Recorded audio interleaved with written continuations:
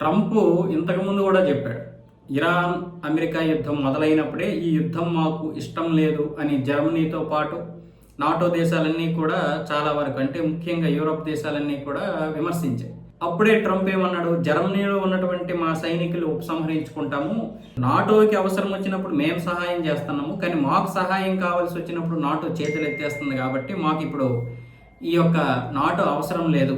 NATO దగ్గర ఉన్నటువంటి, అంటే నాటో దేశాల్లో ఉన్నటువంటి మా సైనికులందరినీ కూడా మేము ఉపసంహరించుకుంటున్నాం అని చెప్పి జర్మనీలో ఉన్నటువంటి 5,000 మంది అమెరికా సైనికుల్ని ఇప్పుడు ఉపసంహరించుకుంటున్నారు. వాళ్ళనందరినీ కూడా వెనక్కి రప్పిస్తుంది అమెరికా. కేవలం ఇక్కడ మాత్రమే కాదు, స్పెయిన్, ఇటలీ అక్కడ ఉన్నటువంటి సైనికులు కూడా మేము వెనక్కి రప్పిస్తామని చెప్తుంది. దీనికి సంబంధించి రాయిటర్సే ఈ కథనాన్ని అయితే ప్రచురించింది.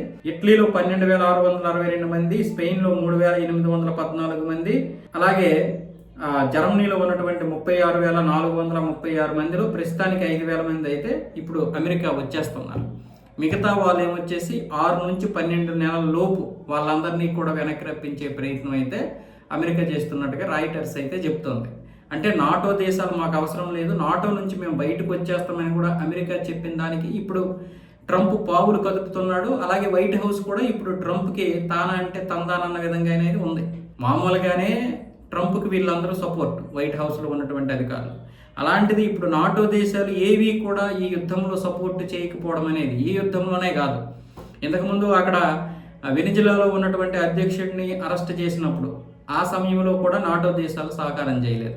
అలాగే గ్రీన్ హౌస్ని స్వాధీనం చేసుకుంటాము, మా దేశానికి కావలసినటువంటి వనరులు ఉన్నాయి, పైగా చైనా లాంటి దేశం యొక్క ప్రభావం ఎక్కువైపోతుంది, దానివల్ల ఇక్కడ తీవ్రమైనటువంటి పరిస్థితులు వచ్చే అవకాశాలు ఉన్నాయి, కాబట్టి ఇది మనకి నాటో దేశాలకు కూడా చాలా మంచిదే అని చెప్పినా కూడా నాటో దేశాలు వినలేదు, డెన్మార్క్కే సపోర్ట్ చేశాయి గ్రీన్లాండ్ విషయంలో.